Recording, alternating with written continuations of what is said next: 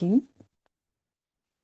Last time we were doing turn taking, and we had tackled it up to where we have the cues. Remember very well. And it was a very interesting lesson. So, as we continue, we'd like to have someone to remind us what we said about the turn taking. What is this turn and the taking that we are talking about? And remember, I said most of the students, they say tongue ya ulimi. It is turn taking.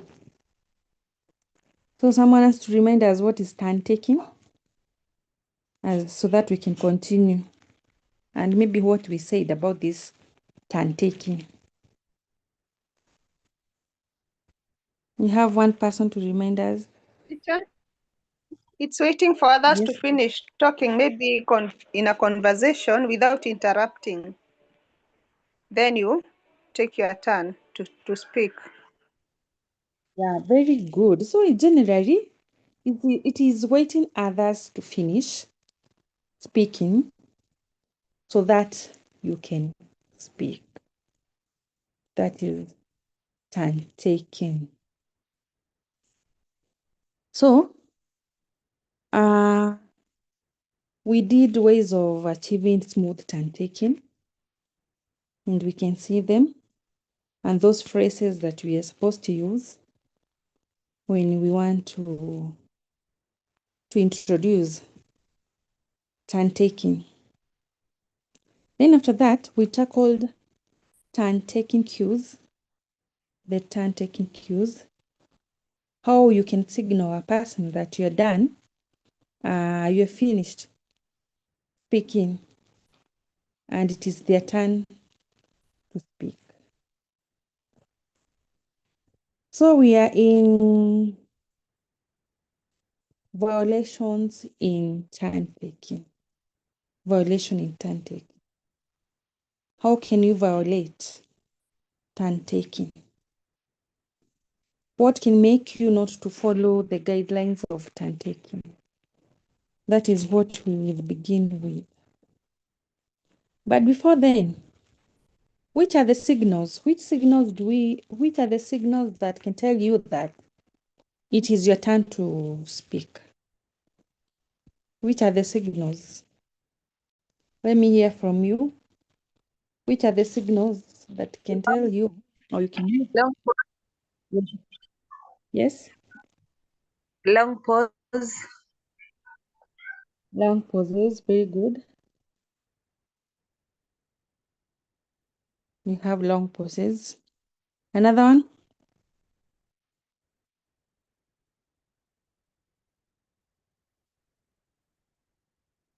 Use of gestures to signal to others that you're done. You can use appropriate gestures. Another one, we had 6 points. Another one? Are you able to see those points, the 6 of them? Yes. Yeah, they're there. They are there, the 6 of them. They are there. Use Monica? of words. Yes, Yes? use of markers words. Use Use of of markers words. Yeah, use of Yeah. markers words. Like, well, so, Well, yeah. Another one is you drop the pitch. We said about dropping the pitch. Like the way we normally drop the pitch when we are singing. And that one signals that you are coming to an end. Another one? asking questions. Asking question. Asking question. And use of closing statement. For example, that is all I wanted to say. If you say, that is all I wanted to say, that one allows the other person to speak. Or maybe you say, I think I have made my point. So that one signals that you're done with the point maybe that you are explaining. Now let us go to violations in turn taking. Violation in turn taking. Someone to take us through violation in turn taking. Domi?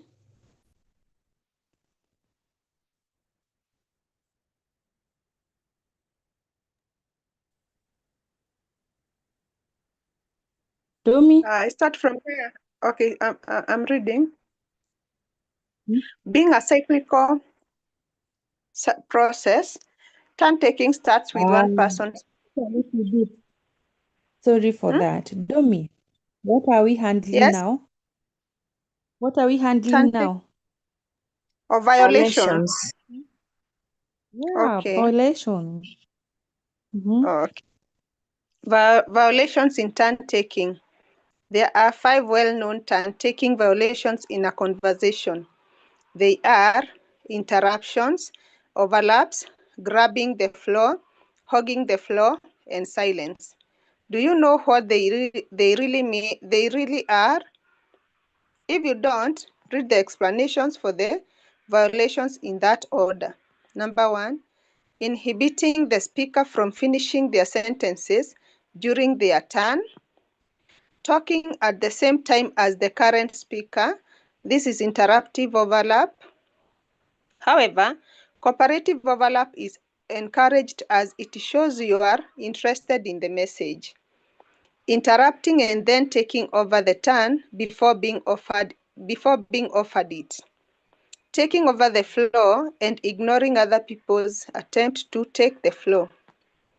Remaining without saying anything for quite some time. Thank you.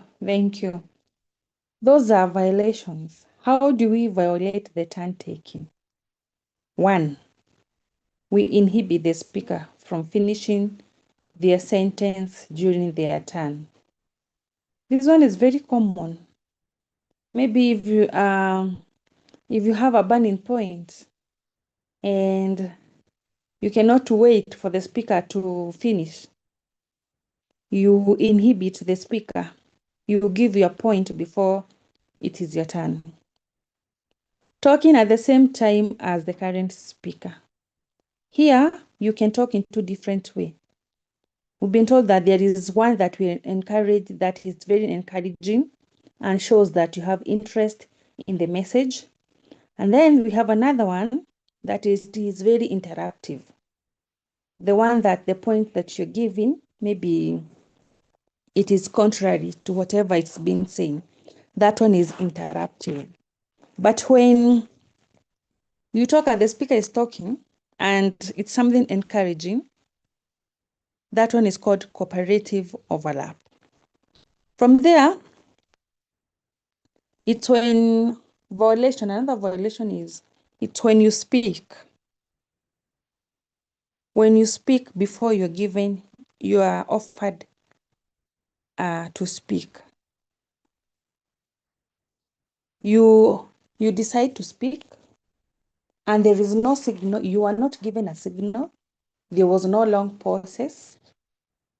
No one said that they were done with their points. And then all of a sudden, you decide to speak. That one is a violation. Another one, it is when you're self-centered, that it may be in a discussion. You want to continue speaking and you ignore that there are some other people who are supposed to speak. That is whereby you really want people to listen to your points. in a way that you forget others. Then after that, we have when you're given a chance to speak, you remain quiet for some time without saying anything. That one is violation. You go against turn taking. So we have 5 ways of violating turn taking in a conversation. 5 ways. Can I continue?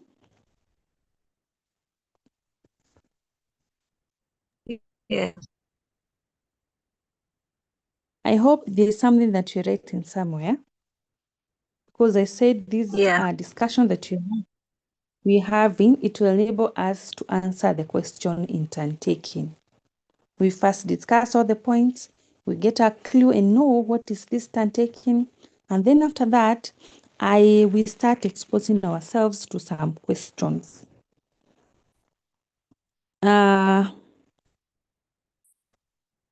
We continue.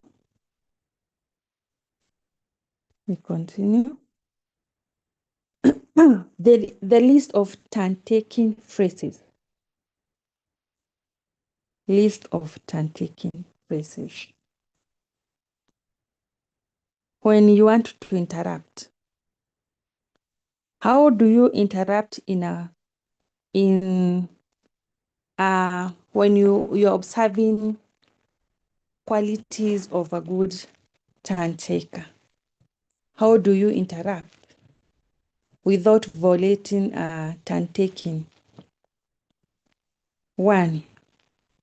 Now remember that these are phrases, and phrases, they're just group of words, or maybe a word with an incomplete meaning or with an incomplete thought.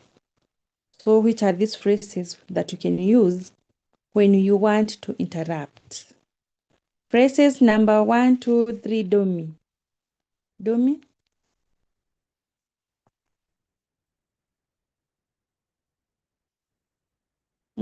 Phrases to interrupt.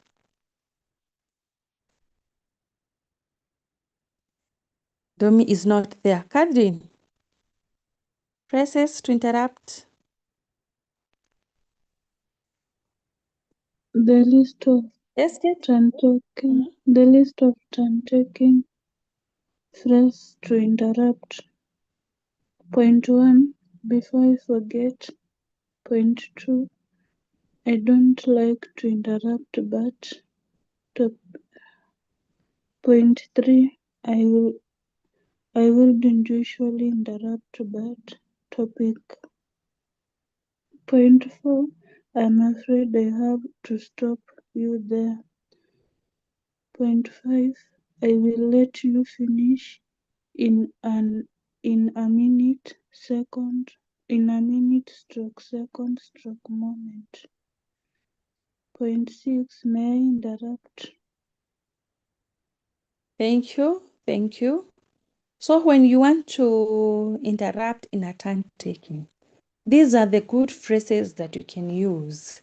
Before I forget, the courteous one, may I interrupt? I don't like to interrupt, but. So these are the phrases that you can use when you want to interrupt in a kind way. Which are the other phrases that you can use when you want to accept the turn when offered? When you want to accept the turn that when offered, there are some phrases that you will use, like, thank you. I won't take long. Then you continue. You can also say, what I wanted to say was, that is when you're offered a chance to speak. When you've been told it is your turn, you can start by appreciating that person, the speaker. Thank you, thank you. I won't take long. Then you continue. Or maybe you can say, what I wanted to say was, like that. So it means you had shown an interest in maybe speaking, and that's why you offered that opportunity. Turn-taking phrases that you can use to stop other people from interrupting you during your turn. Which are those phrases that can stop other people from interrupting you when you're given a chance to speak? Number 1, I have just one more point to make. So this is when you realize that there's some other people who want to speak and you're not done, you're not through. So you should come up with a way of letting them know that you're not done, you're almost done, to make them wait longer. Which are these phrases? I have just one more point to make. That one will calm them. They know that this person is not done. Another one is, we can say, I have nearly finished. I have nearly finished. Which is the other one phrase that you can use? Which is the other phrase that you can use, Monica?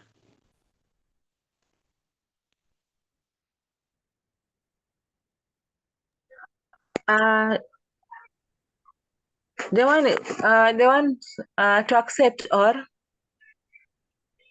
to accept the turn when offered ama gani? We are in to stop other. How can you stop other people from interrupting you? Okay. To stop other people from interrupting you during your turn, use number 1, I have just one more point to make. Number 2, I have nearly finished. Number 3, before you have your say. Then I have not quite finished my point yet. I know you are dying to jump in, but Thank you. Up to there. So these are the phrases that you can use when you want to stop other people from interrupting you after you are offered a point, during your delivery. We still have other phrases that you can use to offer the turn to another one. If you want to give the turn to another person, which are the phrases that you can use? Which are the phrases? After you have done your explanation, you can say right. So if you say right, means what? The next person can speak. You can also say, but that is enough for me. That is enough for me. The other party is now aware that they can speak. Can you give me your thoughts on? Does anyone want to say anything before I move on? How about you? How about you? Every time that you ask, how about you? You know that it is your turn to speak. You definitely know that the speaker is waiting for your answer or your input. We continue. Those phrases that you can use to take the turn back after being interrupted. After you are interrupted, how do you take your chance back? Well, you interrupted. The person who interrupted you gave the point and he or she was done. And now you want to grab the chance again so that you can continue giving your points. How do you grab back? Which are the phrases that you can use? Which are the phrases that you can use? Number 1, Monica. Monica. yeah. To offer turn to another use start, you can say right. Another Wait a point, little bit, Monica. but Monica, yeah, Monica, wait a little bit. I have explained that one, Monica. We are in which one? or to take turn back after being Yeah. interrupted. Yes. Okay. Teacher, hizo namba iko ndogo hata sioni vizuri, but just struggling. Are you Okay. able to see now? Yes. To take the turn back after being interrupted, as I was saying, in brackets, before I was interrupted, to get back on topic. Point number 3, carry on from where we left on. Not Can the you list is explain, Monica? endless. Sorry, I stopped there. Explain to us. No, I want you to explain to us. Oh, from the first point. Yeah, that one for taking back. And give us examples like that. Yeah, the first one you say, as I was saying. See, this one you can say before.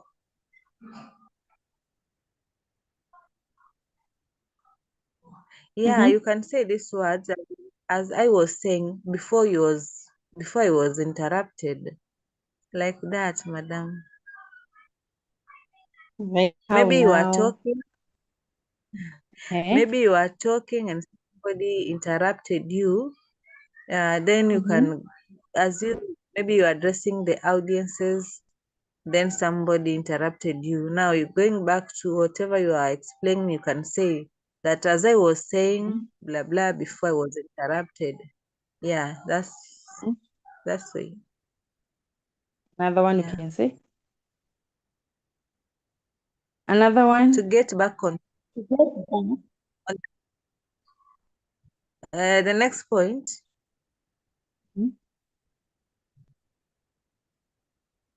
Yeah, maybe the same.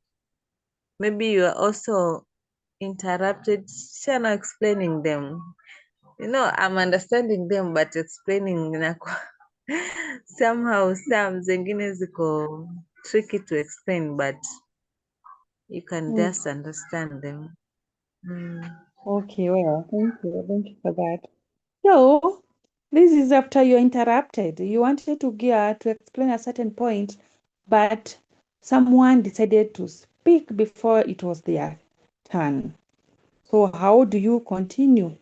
You say, as I was saying, to get back to the point, carry on from where we left on.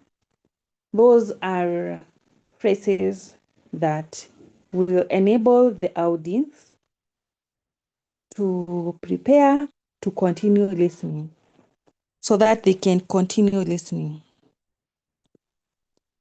Okay, I think I'm done with the turn taking. And I have questions. Those questions, I want to send the question to the group so that you can do the question of the turn taking. Because in a turn taking, you need to read a dialogue, a very long not a long one actually, a dialogue, and then you answer the questions. So I'll give you that. I'll send the dialogue. And if the times will allow us, we are going to do it here. So there's something else that I want us to do. That one. Interrupting and disagreeing politely. Interrupting and disagreeing politely. We are done with turn taking. We already know how we can take turns. Which are the violations? How can we know that we are supposed to speak? Now we are here. interrupting and disagreeing politely. How can you interrupt in a polite manner? How can you disagree in a polite manner? So we will start with steps to interrupting. Steps to interrupting. Which are these steps when you want to interrupt? Do you just shout your mind? Do you just shout, point? Or which are these steps? So it is important to take note of the following steps when interrupting a speaker during a conversation or during a discussion. So we have the steps. Step number 1, signal to the speaker that you want to say something. To contribute by implementing the body language, such as, so the first one is, which are these steps? It is you signal the speaker. How can you signal the speaker that you want to interrupt? Remember here it is about interrupting politely. How do you signal the speaker that you want to interrupt? You can make relevant eye contact. You can slightly raise your hand. You can sit forward on your seat or lean forward on your seat. You can quietly clear your throat, or maybe you cough quietly. So step to interrupting politely. One is to signal the speaker that you want to speak. How do you signal the speaker? We have how many points? 5.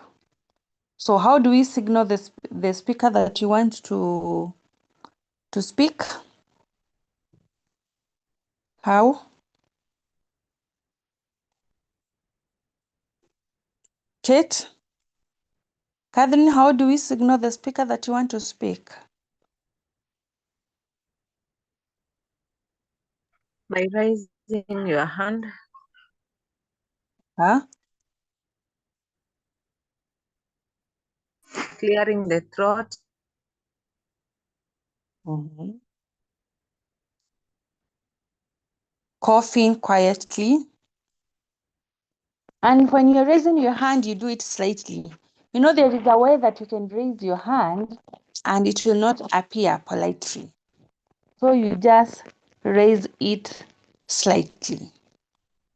Step number 2, after signaling the speaker, wait patiently until the speaker pauses, or in case of lull in the conversation.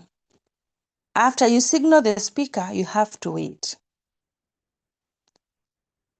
Speak clearly using polite phrases. That is after you've been offered that chance. You speak clearly using those polite phrases. Then wait for the speaker to acknowledge your request to speak before you do so. After you have spoken, thank the speaker and allow them continue. Take a deep breath and calm yourself before interrupting. When you feel angry or annoyed, then take care to use low tone or of voice. So these steps, while we are discussing this, there is no single day that you'll be told to write steps that are used in interrupting. But the question that they'll be giving you in agreeing and disagreeing politely, they are application question. You need this knowledge so that you can be able to apply. Maybe if you asked, how did Ahmed is absent today? How did Ahmed used polite disagreements? Or what made the speaker to know that?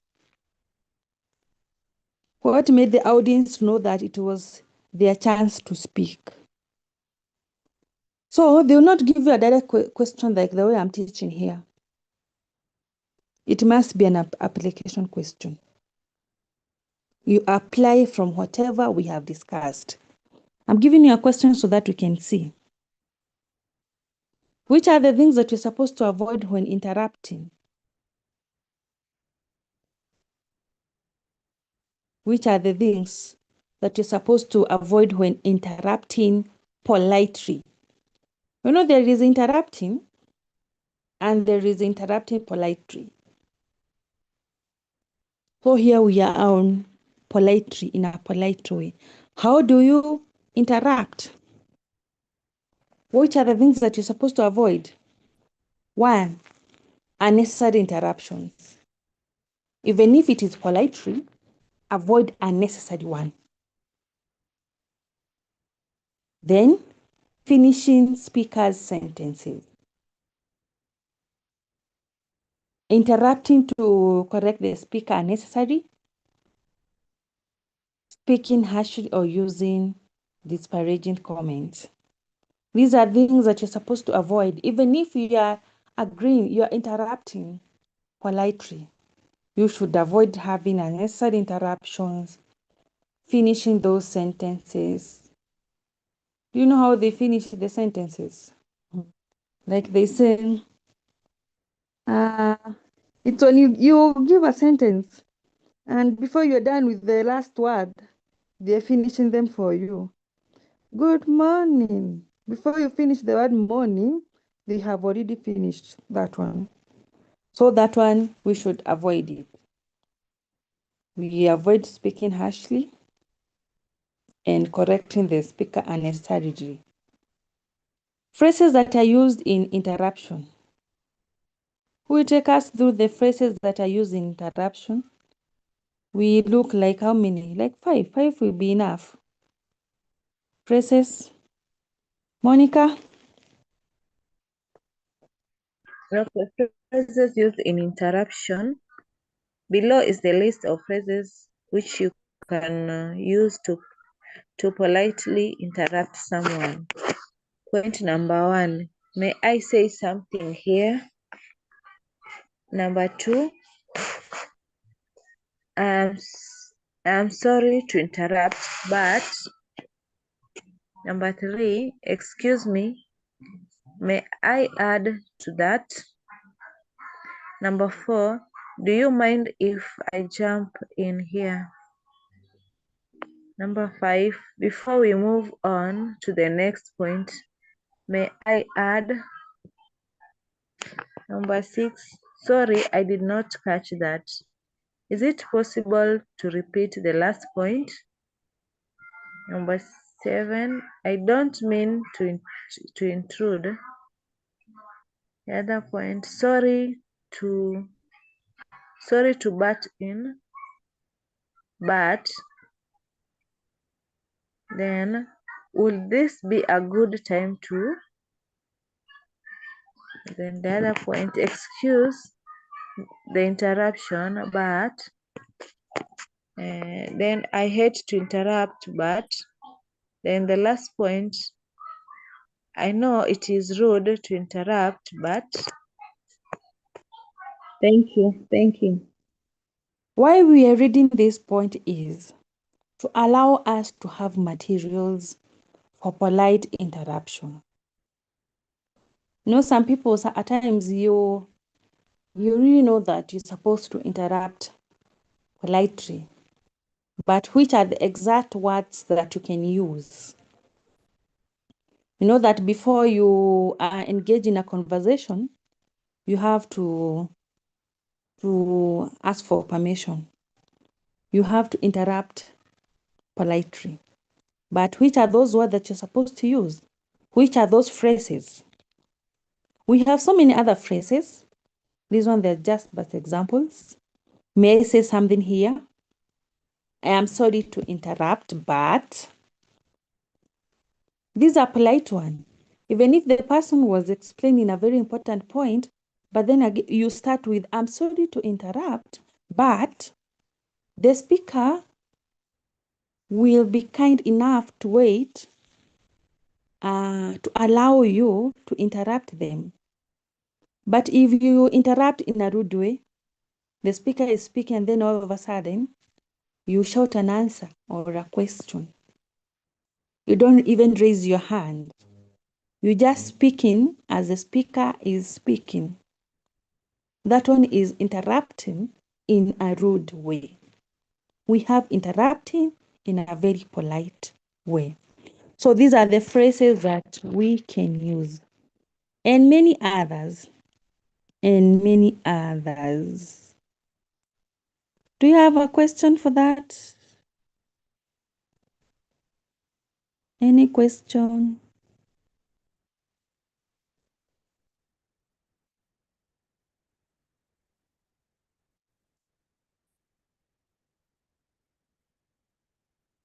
No question? Yes. Okay. There is something I want to display here so that we can internalize it. Oh, we can internalize it well. Interrupting.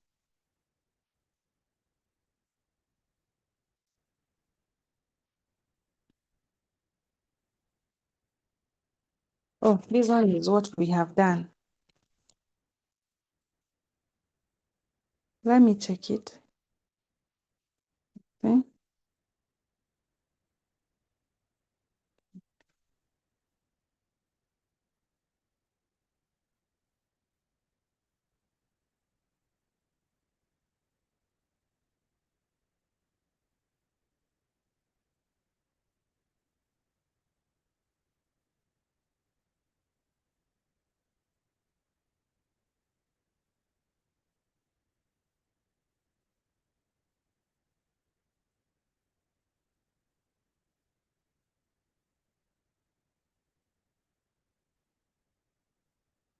It's as if I'm missing that one. It's like I'm missing that one. But it is okay. Oh, we have it here. We have it here. How to disagree politely. We have tackled how to interrupt politely. We have interruptions, which is not the same as disagreeing.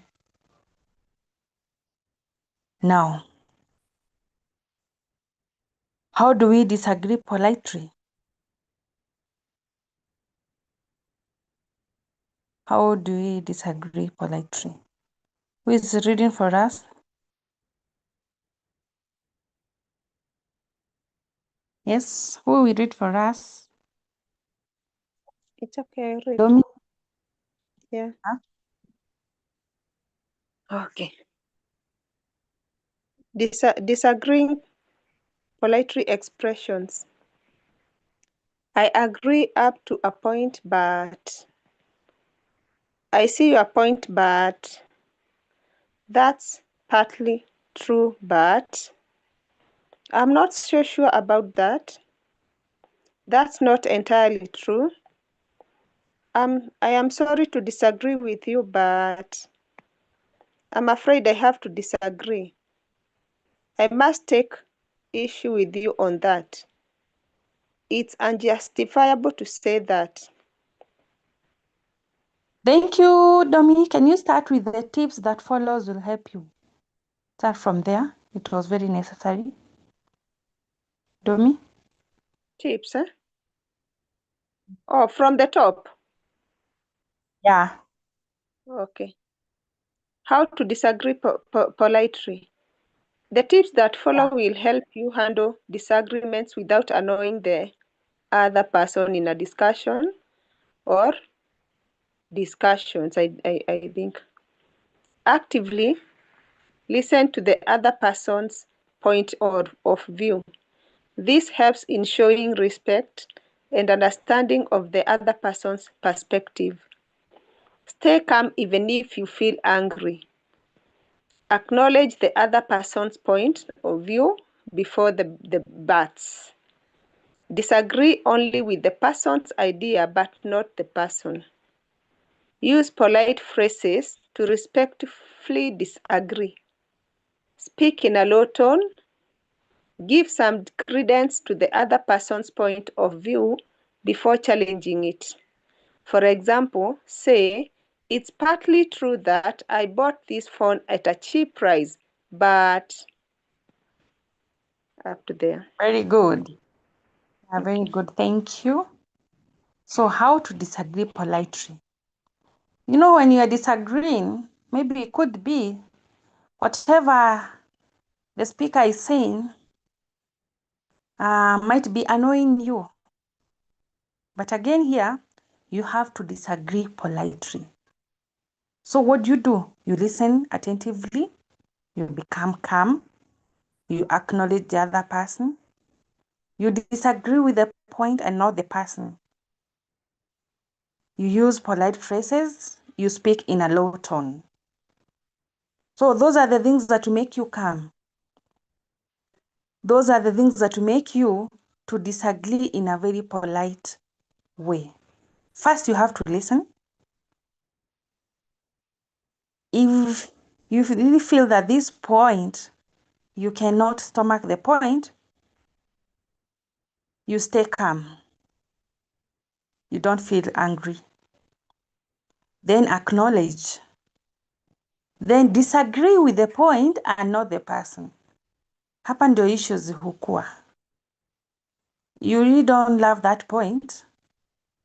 I mean, the point is not good, but because it is your friend who is airing the point, you agree with the point.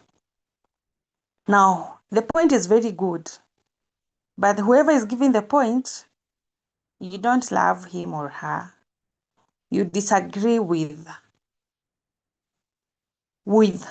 him or her and not the point.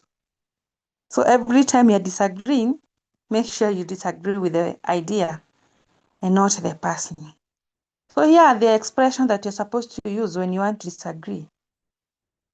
We have been told that the first thing is you can acknowledge. I see your point, but. We've been told that you first acknowledge before you start your but. I'm not sure about that, but I am afraid I have to disagree. I am sorry to disagree with you, but. So the first thing is to acknowledge. Now, we have tackled how to agree and disagree politely, and I think I'm done. Now, can we do this question together?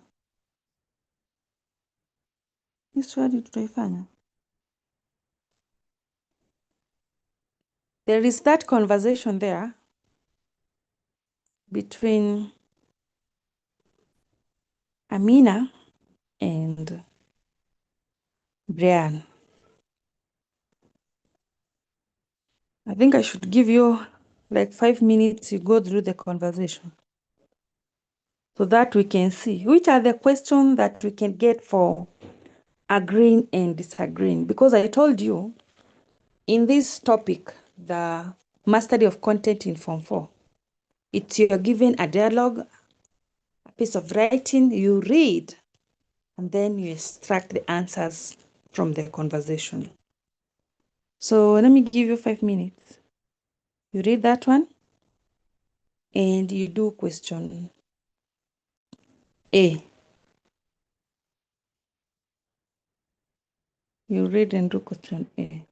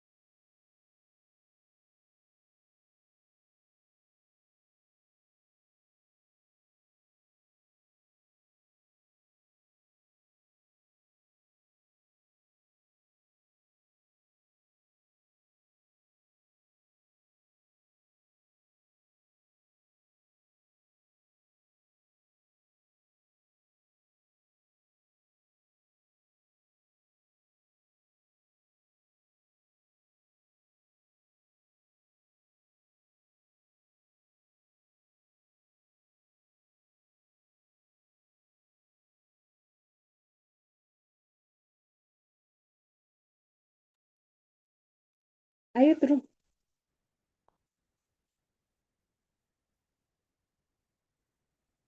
Are you through?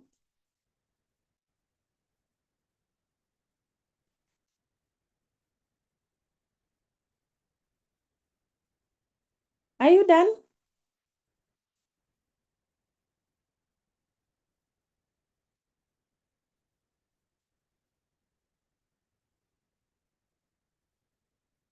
Monica, Domi, Catherine, are you done?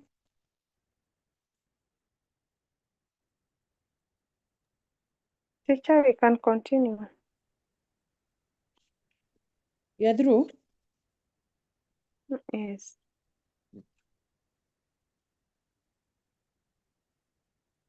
Okay. Yeah, we can continue.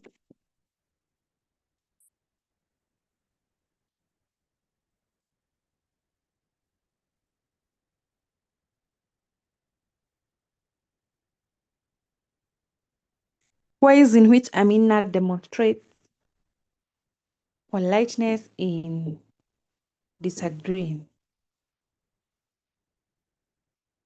When you want to give answers in a conversation, you give ways and you quote the answer from the conversation. You give a way and a quotation. A way and a quotation. That will enable you to score full marks. So the answer must be two-sided. Be it turn-taking, be it agreeing and disagreeing politely, maybe negotiation skills, all those must be of content. You give the answers and you show where the answer is from the conversation. So ways in which Amina demonstrates politeness in disagreeing. We are getting the answers from you. Which are the ways? Which are the ways? Which is the answer that you gave first?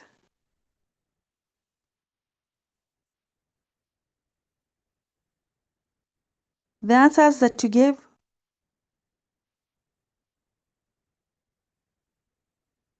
You mean you did not give an answer? So here are the answers now.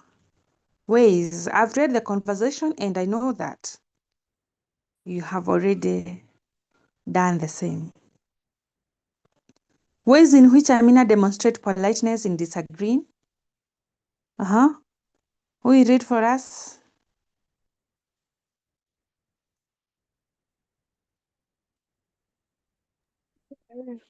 Before we read, let me hear the answer that you have. We start with Domi. Domi, your answer that you gave? Mm.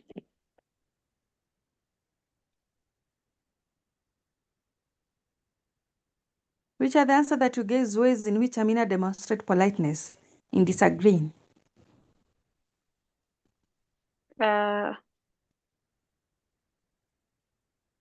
Read whatever you have. We mark, we see. Okay. By agreeing that the government should ban all private matatus and let only public buses operate. So how did Amina demonstrate politeness there? Because of agreeing. Domi. Yes. The answer yours is how did the Amina demonstrate politeness?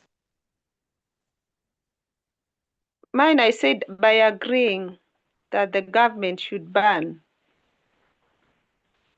I don't know Okay, whether so if we agree, So if we agree, it means that we have portrayed the politeness in disagreeing, in agreeing.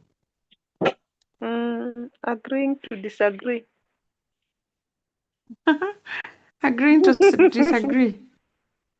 Mm, Okay, agreeing to disagree. Well, let me hear another one. I want to get the answers. Monica, you answer.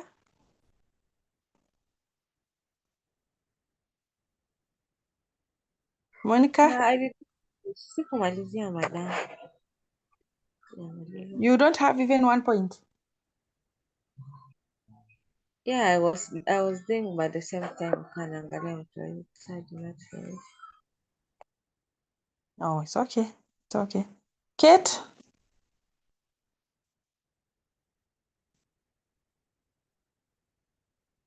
Kate, you have the answer?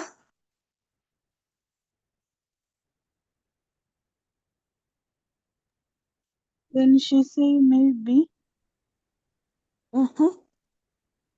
but still there is a problem. Mm-hmm. When saying maybe, but still there was a problem. Yeah. Yeah. Now let us go back to the answer. Thank you for trying, for attempting. Ways in which Amina demonstrates politeness. So the first one is to get the way. That is part number 1.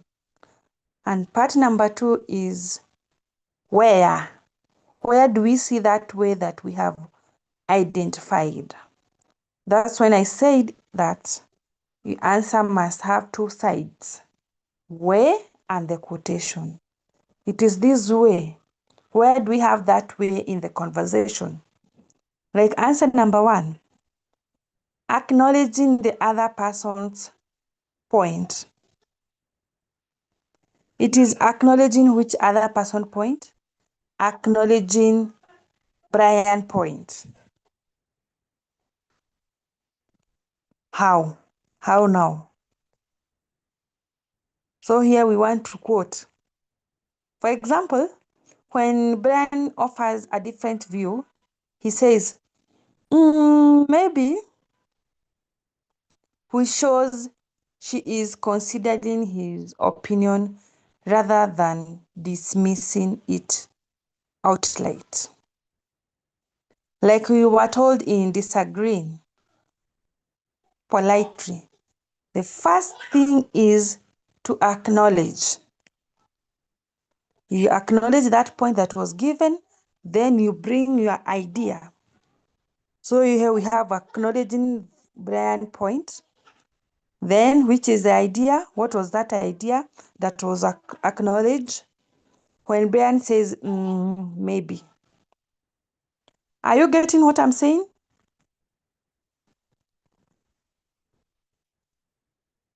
Yes. Are you, Yes, madam. are you getting what we are doing? Yes. Yeah, it should have 2 sides.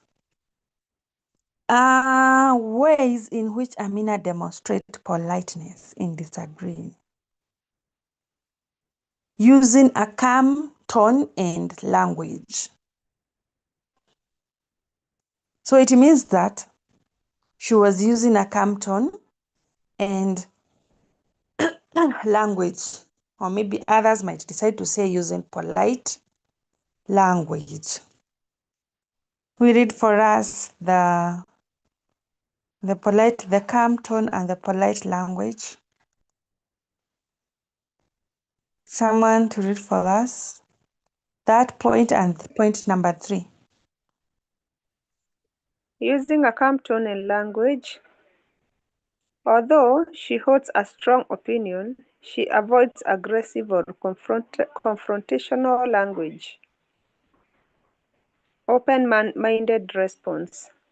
At the end, she says, "That's a fair point. I hadn't thought of that," which shows respect for Brian's opinion and a willingness to reconsider her stance. Yeah, very good. So if you just say open-minded and you quote, that's a fair point.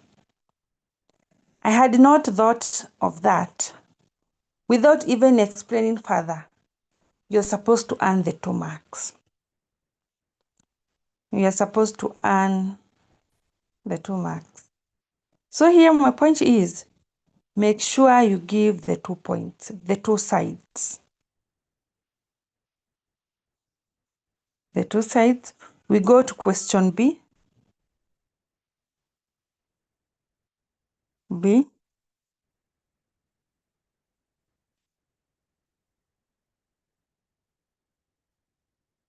I hope you're reading. Point B.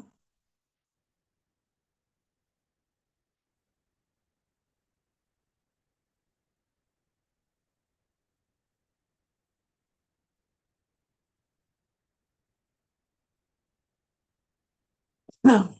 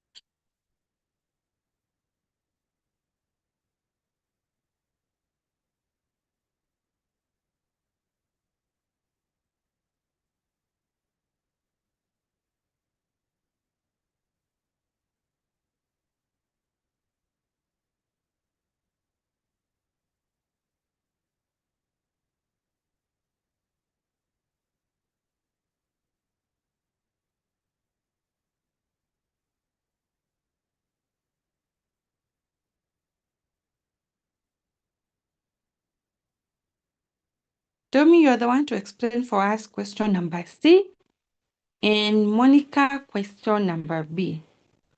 Then I will tell Kate what to explain.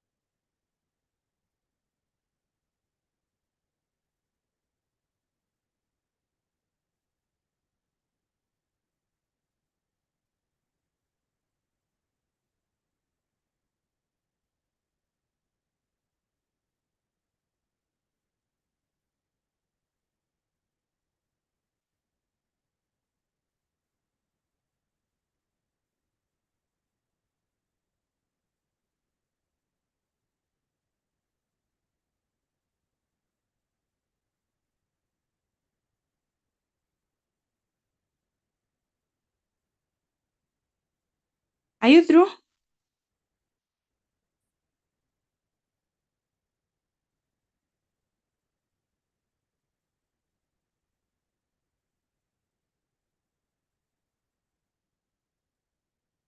Domi, are you done? Monica, are you through? I'm writing, teacher.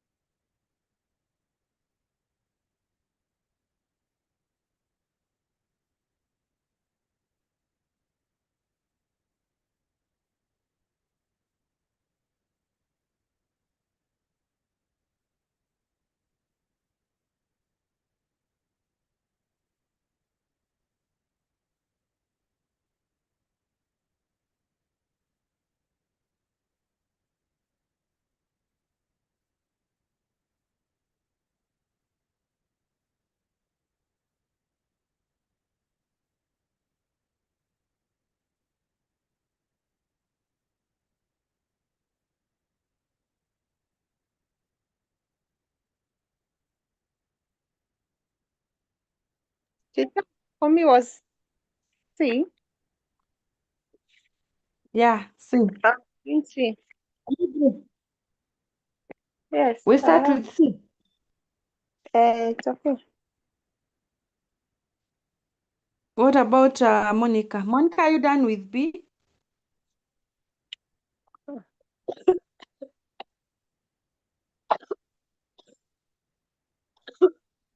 Monica? Not yet. Still finishing, madam. Not yet.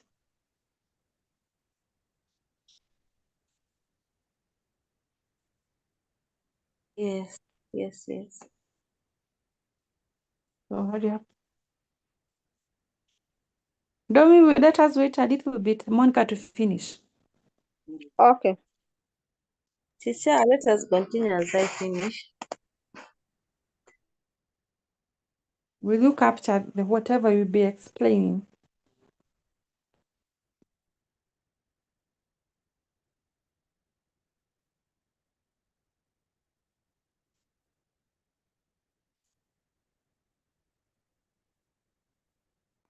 We start with question number C.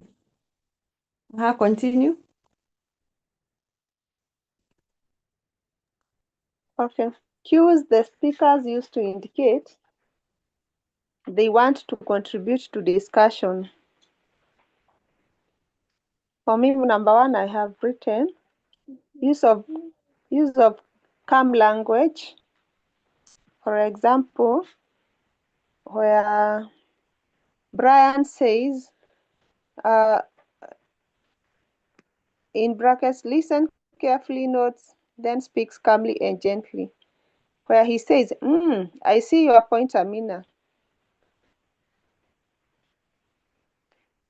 B, Yeah, good, correct. asking questions. Where Amina asks Brian, so what do you suggest? Very good. And C,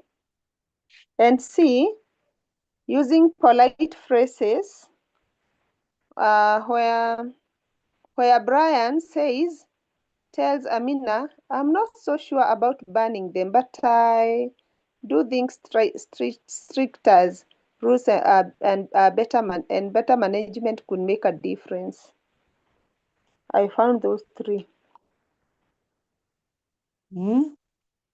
Very good, very good.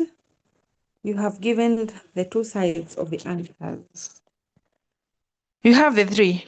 Add us the answers in question C.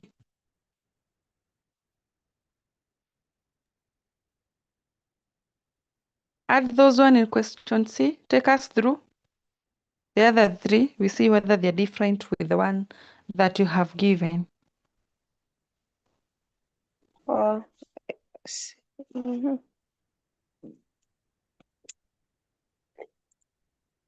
in which teacher? In C. Signals used by the two speakers to show they have something to contribute.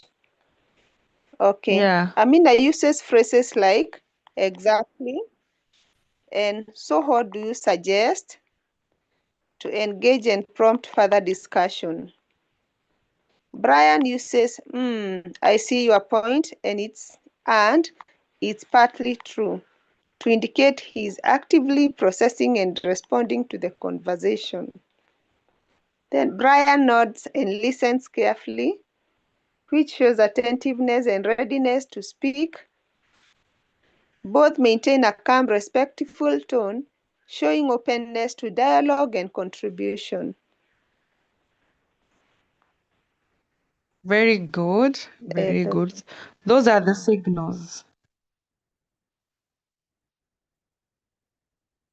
Those are the signals.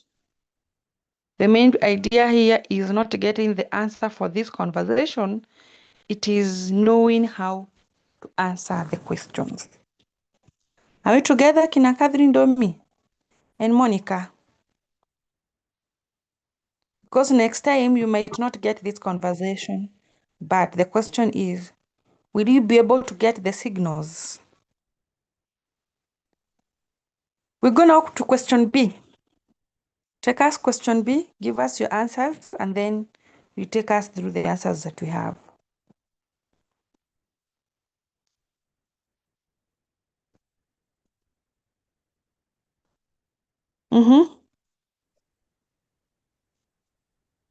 Is it Monica doing Hiyo ni or it's Monica who? anafanya mwalimu. Monica Eh, B. Monica? Yes, teacher. I read from B, part B. No, you give us the answers first. Oh, teacher, sikuwa nimemaliza. Uko na answers ngapi? Aha, sikuwa nimefanya teacher. Hujafanya, umefanya nini? You have copied the notes. Yes. Okay, now explain for us the question in B, what it requires us to do, and the answers.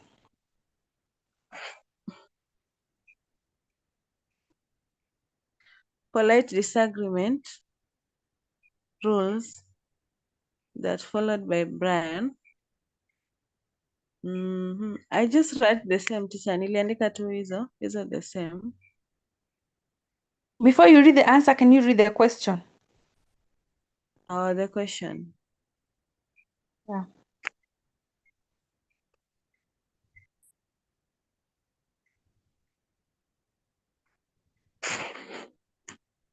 Question B. How does Brian demonstrate the use of polite strategies when disagreeing? Okay, how does Brian demonstrate the use of polite strategies when disagreeing? Then the points are polite disagreement rules. Acknowledge that the other person's opinion before disagreeing. He says, I agree with you up to a point, which softens the disagreement. The use of polite phrases and tone. For instance, I'm not so sure about banning them is a gentle way to disagree rather than direct saying you are wrong.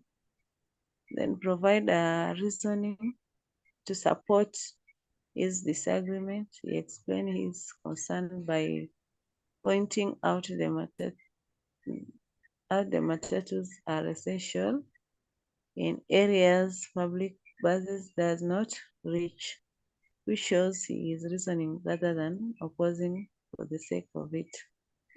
Then uses of non-verbal cues like nodding and calm tone. This convey respect and help to keep the conversation friendly. Thank you. Thank you. The question is, Teacher, before you continue, may I have yeah? Teacher? Yes, kindly. I wanted to ask, is a calm tone not is a calm tone a non-verbal cue or a verbal cue? Verbal. Yeah, but now it's like there's a mistake there because pameandikwa uses non-verbal cues like nodding and a calm tone, but a calm tone is a verbal. But we like nodding and a calm tone. But nodding is a verbal. That's a non-verbal. Nodding is a non-verbal, but a calm tone, I think, is not verbal. Yeah, It's a non-verbal. the tone is verbal. Yeah, it's verbal. So it was supposed to be used on non-verbal cues So like. the calm tone we should. Yeah. True. Nodding. Yeah. Okay. Yeah, nodding. It's non-verbal. Thank you for that. Question number B. How does Brian demonstrate the use of polite strategies when disagreeing? So use of polite, I underline use of polite strategies when disagreeing. So how? We want to see how and where it was used. That is when we are saying acknowledging the other person's opinion before disagreeing. That is how. Where? When he says, I agree with you up to a point. What is the importance of that one? It is to soften the disagreement. When you say like that, I agree with you up to that point, it will, whoever you are disagreeing with, will receive it in a very polite way. Another one, which is this polite strategy, using of polite phrases and tone. For example, I'm not sure about banning them. So you don't say you don't give the answer with a lot of certainty. It is I'm not sure. So the answer can be yes or no. Then providing a reasoning to support his disagreement, and use of those non-verbal cues like nodding. So we have the how and where. Then I think we are done with the 3 questions. Any question for that exercise?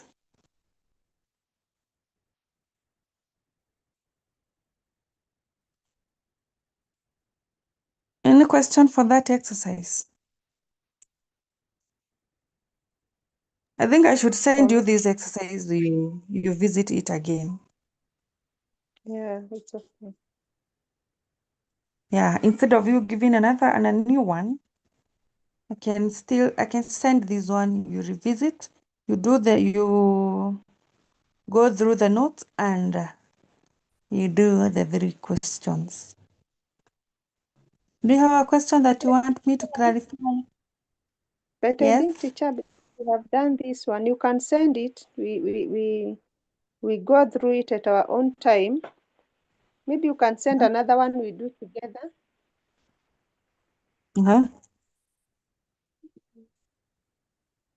So I give You a can also different one. send I it. give you a different. Yes, we do together. We do together here. Yes, I think inasaidia sana when we go it together. Then ukituma hata yengine tutarudia at our own time sasa. Oh. It's okay. We're almost done with the syllabus week on so that we can start revision. Sindio? Sawa. Kidogo sana tumalize. No? Yeah. Nitatafuta swali then we can do it together. There's something else I wanted to tackle before the end of this session. Something different. And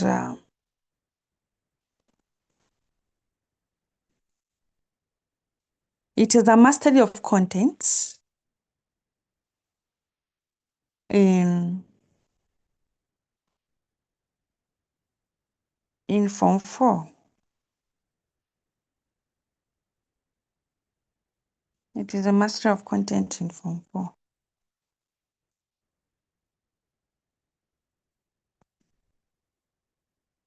This one. Are you able to see it?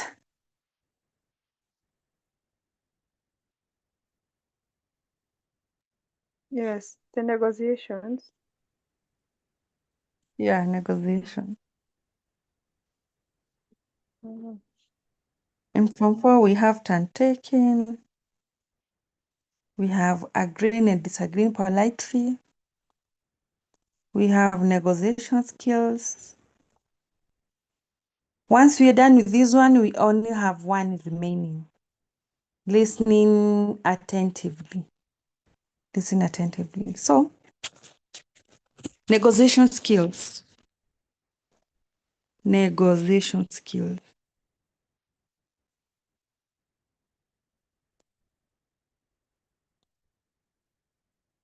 We take us through the negotiation skills. We I've see read the when yeah. When do we require these negotiation skills? Do we really know what is to negotiate? Do we really know what is to negotiate? yeah, Why should we? Yes? to bargain for something, like to bargain for something. Yes, like you want to buy something Yes. and here is the seller and here is the buyer. And you want to come to an agreement that maybe this item, the trouser, maybe will cost 200 shillings. You agree. It is called negotiation skill. It is called negotiation. So which are these negotiation skills? These are their methods. You can say maybe it's a method of settling differences between two parties in an attempt to achieve the best possible outcome. When you settle the differences between the seller and the buyer in attempt to achieve the best possible outcome, whereby the seller will feel okay, the seller will feel at least I've made some profit today, and the buyer will still feel I have maybe saved 50 bob. That skills of negotiating without disagreements, it is called negotiation skills. Now, let us now go to the point. There's the notes. Now you can start. Okay, this is a process, negotiation skills. This is a process of discussion between two or more disputants aimed at finding the solution to common problem. It is a method by which people settle their differences. It is also the process by which a compromise or agreement is reached while avoiding argument. There could be a difference between people with different aims or intentions, especially in business or politics. When it happens, they have to reach an agreement. Negotiation skill can be helpful when, number one, haggling over the price of something, negotiating with your employer, e.g., for higher salary, and negotiating for peace, solving conflict, and negotiating for better services, etc. I continue or I stop there? Let me first explain a little bit so that you can continue reading. So, where do we require this negotiation skill? It's when you're haggling over the price of something, maybe discussing, negotiating with your employer about the salary, when you want to solve a conflict, and maybe if you want a better service. So we have so many instances that we require these negotiation skills. Not necessary Not necessarily when you want to buy an item. You know, we might maybe think we want to have negotiation skills if you want to bargain on something. No, if you want maybe to settle a certain dispute, you have to negotiate. If you want to get a better service, you have to have negotiation skills. The skills. You might be knowing how to negotiate, but you don't have the skills. Because at the end of the day, you're supposed to negotiate and the two parties to feel comfortable. They should be comfortable. So from there, let us look at stages of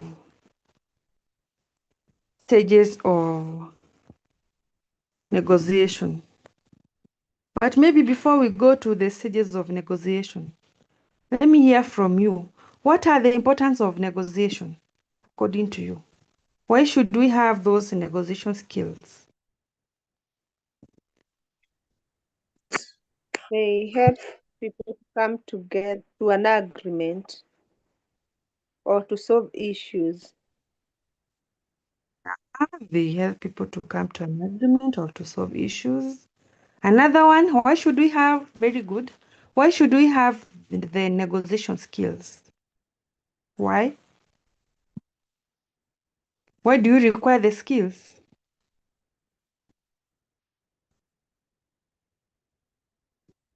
Let me hear another one. Why do we require the skills? This negotiation skill. We can also say to satisfy the needs of each party. Very good. To satisfy the need of the two parties, to minimize conflicts. Can say, why do we require negotiation skills? To build good relationships.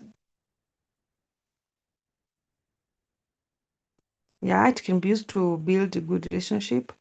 And still, we have said that one. To settle. Also helps to reduce anger. It helps in reducing anger. Yeah, reduce it anger so that you can settle disputes. So we can say it helps in peaceful settling of dispute. Peaceful. When you do it peaceful, you reduce the anger. Help in peaceful settling of dispute. That's why we require the negotiation skills. No, that's why when you go to buy an item and you're trying to bargain an item and you realize that whoever is selling the item to you is very rude and you decide to walk away. Why? That seller does not have negotiation skills. The buyer want to buy, but the way of negotiating with the seller, there's something that is missing. I know most of you, I know you have an experience of that. Unaingia a shop and you want to buy a shoe and you are very willing. And then you're being told that it's 1,000 shillings and you say I have 800 shillings. And whoever is selling anakwambia hapana, iwezi kuwa hivyo. And maybe the person decides to walk toward another direction. And this, you term it as being rude and you decide to walk to another shop to purchase the shoe. That one tells us that that person lacks negotiation skills. So which are these stages of negotiation? Number one, continue. Number one, stages of negotiation. Number one, preparation. comes first. During this time, ensure all the that word is pertinent. Pertinent. Pertinent. Okay. Yeah, pertinent. Ensure all the pertinent facts of the situation is known in order to clarify your own position. It will help in avoiding wasting time and unnecessary. Point number 2, discussion then follows. That is the time to ask questions, listen, and make things easier to understand. At times, it is helpful to take notes, to record all points put forward. Number 3, negotiate towards win-win outcome. Each party has to be satisfied at the end of the process. Number 4, agreement comes after understanding both sides, viewpoints, and considering them. Point number 5, implement the course of action. If for example, paying the amount it has to be paid. Very good. Very good. We should follow all these stages.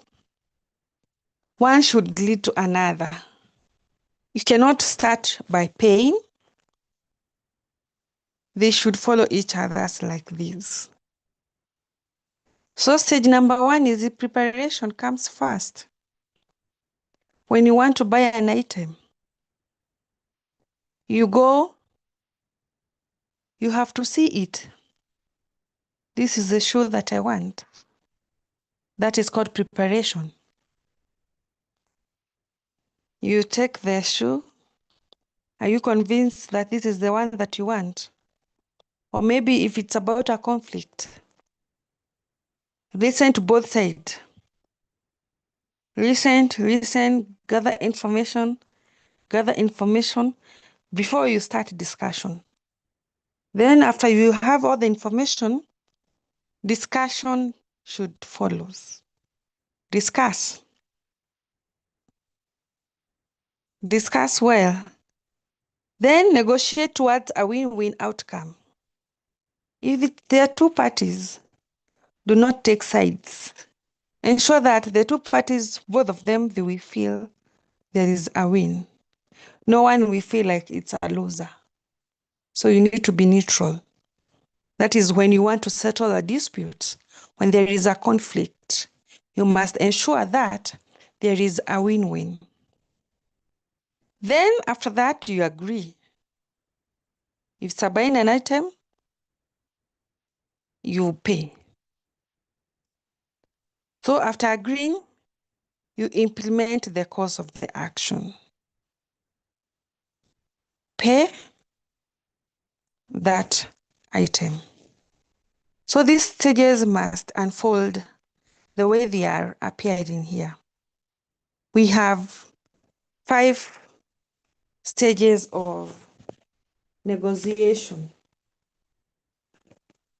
5 stages of negotiation.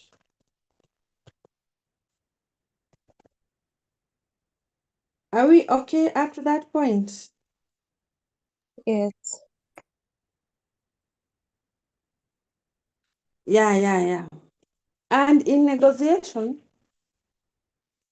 let me add something. When you go to do a negotiation, to soften the ground, if it's a seller, or maybe there is a dispute, you have to greet the other party. You have to greet the other party. Good morning.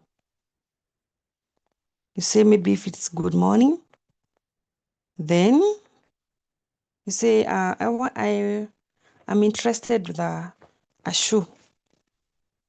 So you have created the ground. You have softened the ground for the seller.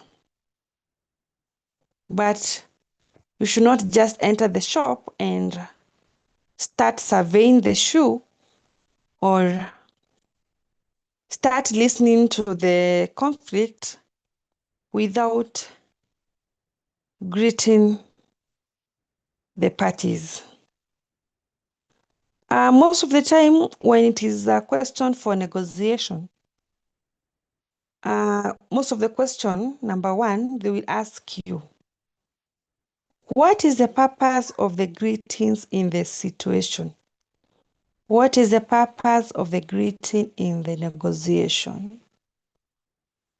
They ask you. So what would be the answer? To soften What is the ground. Yes? To soften the ground. Uh-huh.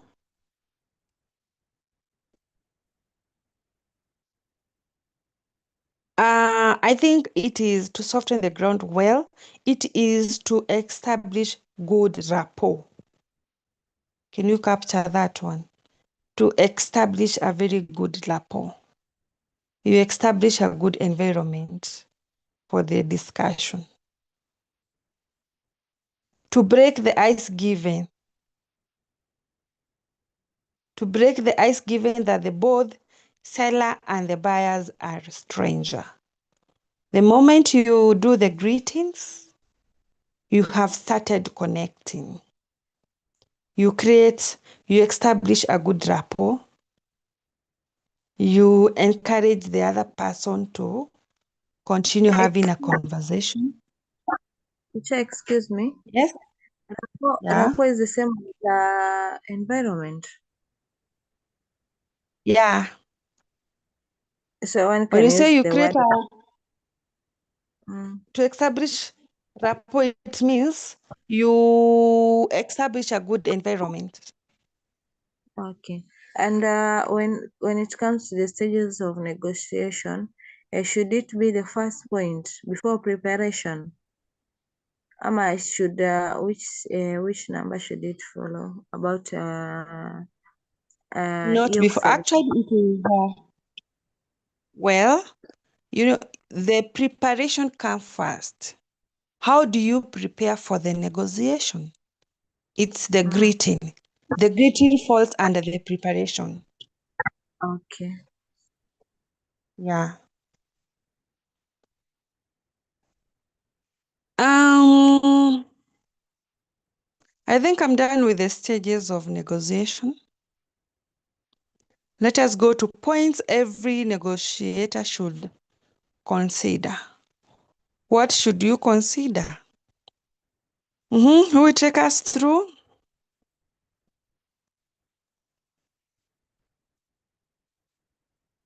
Someone to take us through.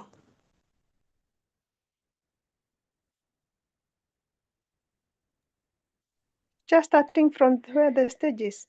No, points. Yeah, points. Okay. Points every negotiator should consider. Ask questions, confirm and summarize. These three activities ensure that there is no confusion or what each party wants. Acknowledge each other's points of view. Show that you have listened and understood their perspective. Show appreciation of the other person's point of view. Listen attentively to the other person. Respond to negative comments and complaints. Avoid confrontational language. Behave in a confident way, but don't be rude. Make polite but firm requests. Give options or alternatives. You can both win if you recognize that you share a common ground. Thank you. Thank you. Yeah. These are the points that we should consider as a negotiator. You ask questions, you acknowledge each other, and you listen attentively to other person. So we have like 6 points that we should consider. Do we have a question for the negotiations?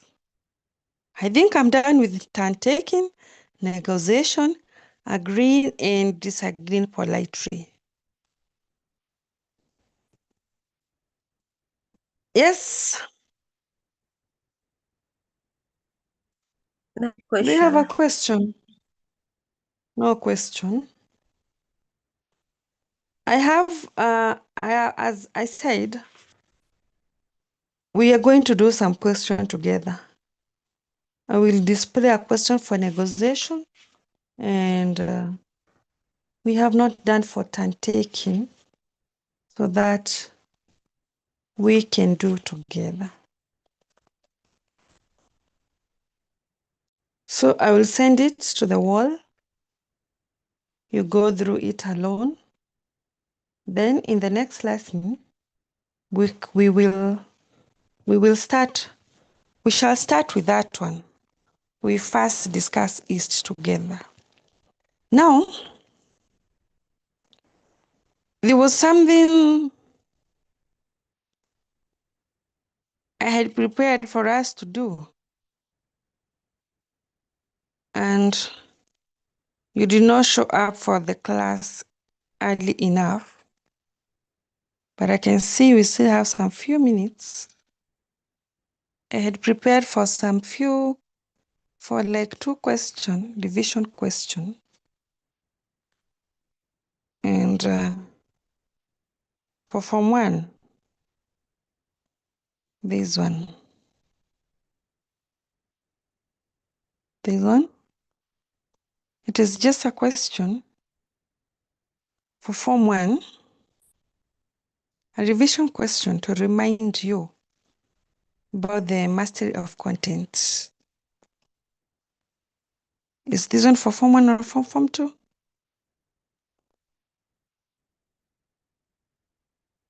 Have you done bowing and cutscene? Yes? No.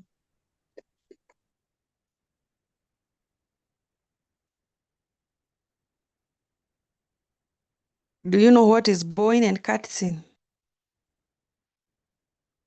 On my side, I don't know.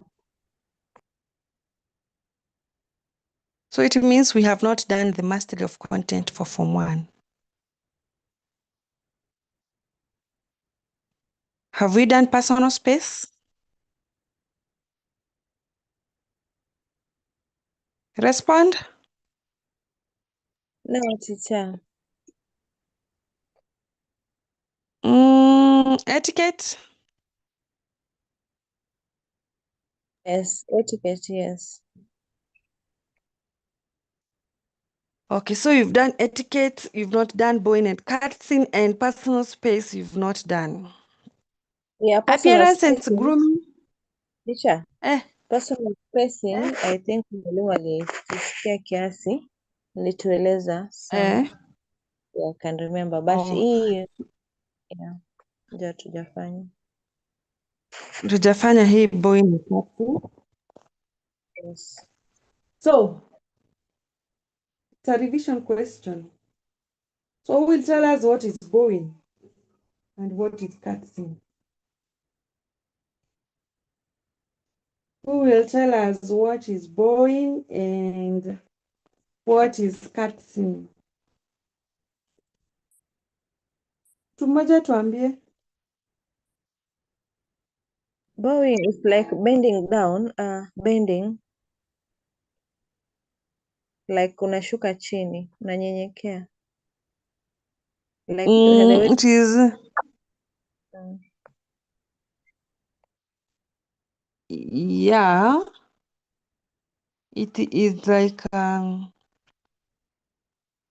it's in kuinama, ile ya kuinama. yes,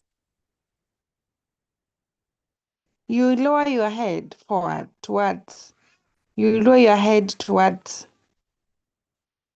where? Maybe towards another person.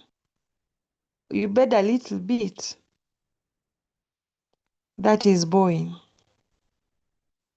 And cutscene? The cutscene is the one that we bend our knees with one foot in front and another one. So we put one foot in front as we bend our knee. Sindio? Yes. Like Yes. when you are doing a recitation of a poem, when you are saying welcome, how do you say it? Tunapeleka mguu mmoja mbele. Yeah. That is cutscene. Sindio? Yeah. Mm. So, which are the situations that may call for bowing and cutscene? Where should we have this bowing and cutscene? Like Where should we performing, bend our head? Yes? even like performing the poems or greeting the elderly people.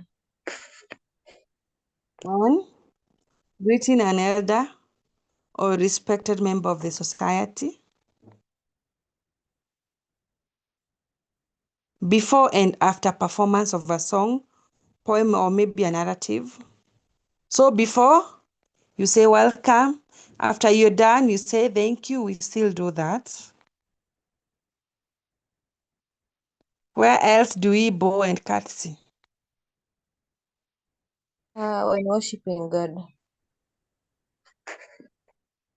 When worshiping. When you're worshiping or when you enter the holy place, the church. Yes, entering the holy place. Yeah, when you enter. When you enter, you have to do the bowing and curtsy. Which other situation? When entering the court or the parliament. Wale Yes. watu wa parliament, yeah, they do that. When praying, we bow. When greeting in some culture, such as Japanese, they do bowing and curtsy. So the question here is situation that may call for bowing and situation that may call for bowing and curtsy. These are situations. Another way that this question can come is they can ask you about places. They can ask you about places. Places where we can perform bowing and curtsy. Which are the answers? Which are those places that we can perform bowing and curtsy? Now that we have the situations. Like church, parliament. One, church. Yes. Also have The other one is parliament. Is it parliament parliament. or court? Teacher, is it parliament or parliament pia watu wakiingia they bow? Yeah. Okay. Court. Si pia kwa koti. Yeah. Where is the other place? We have talked about a church, a holy place.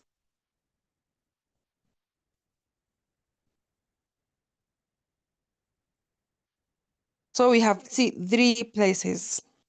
Ahmed, do you have another one? Places where we can do bowing and curtsy. Mosque. Yeah, mosque, very good. That one is catered by holy place or the church. A mosque is a church, Ahmed.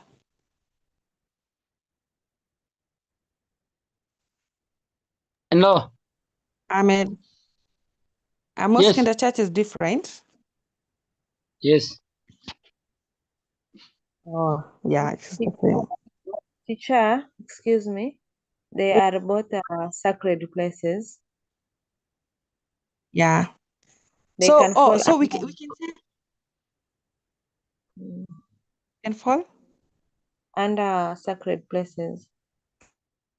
Yeah, sacred places. So that is the question that I had prepared us to do, so that we can get the difference between situation and places. Situation and places. Then the last one, it is this one that we did. This one that we did. I don't know whether it is last time.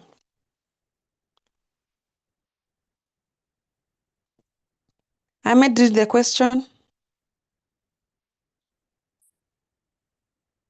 On your way home from school, you meet a lady who tells you that she is new in the neighborhood. She requests you to give her directions to the nearest police station. How will you ensure that the direction you give enable her to reach her destination?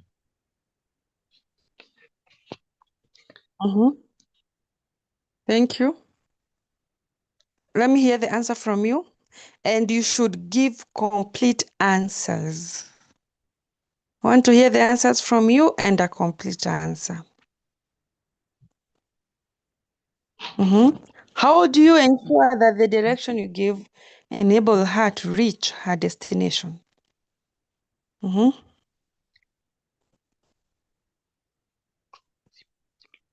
are going to give one each. By drawing her simplified map.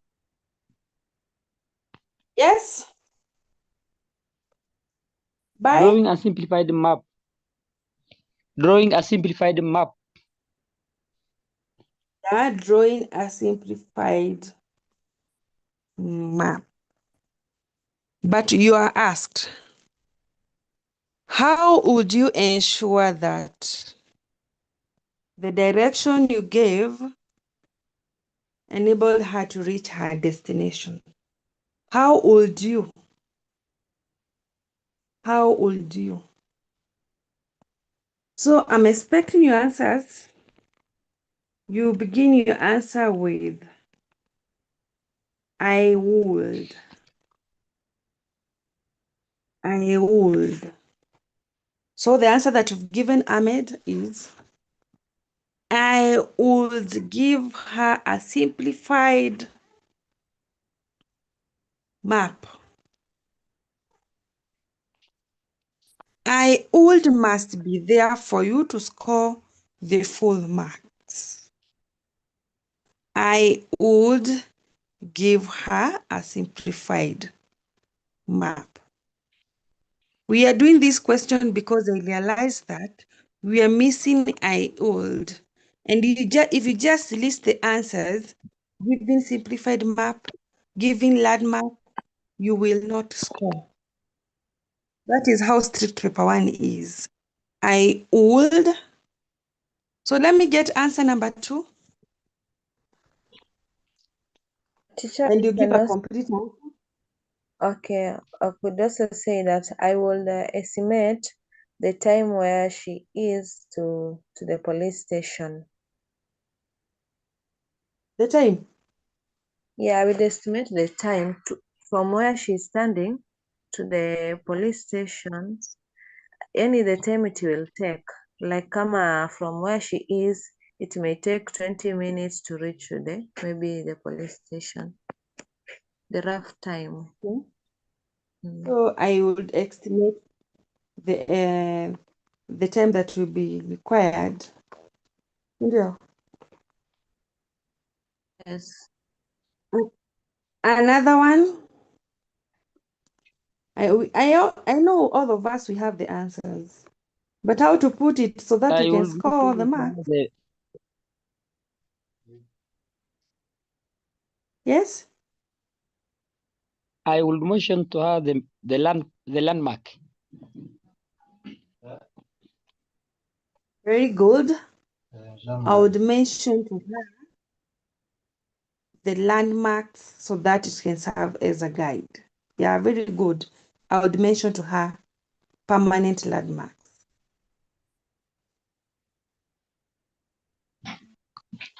I would use directions. I would use cardinal points, such as Yes. turn left. Yeah. Mm.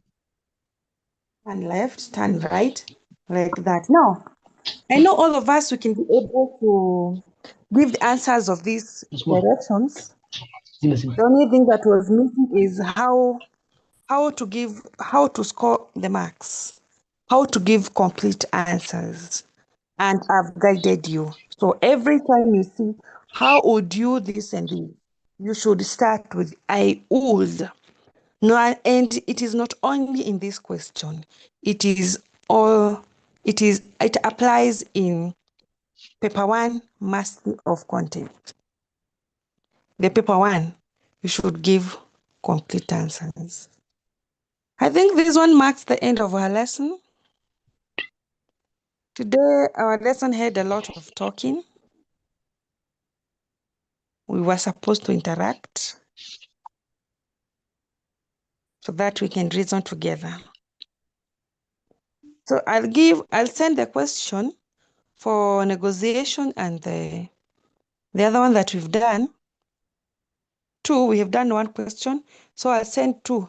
You do the 2, and then in the next lesson, we shall go through them. I have your minutes with you. And we need to do some corrections. So I feel like in the next lesson, we shall go through the minutes, zenye mulifanya, the one that I've marked, and the question that I'll give you, and still we have another paper that is pending. So during that lesson, we shall just do revision. Are we in agreement? Yes. Yeah, Okay. yeah. Madam, excuse me, madam. Yes. Did you put the marks? Did I?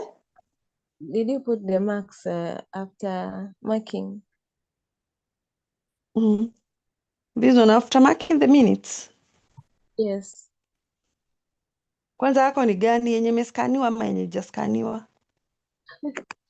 Yenye imeskaniwa. Nimeweka. Okay. But teacher I'm sending utatupatia it now. kwa personal. Yeah. Yeah. I will send it right now.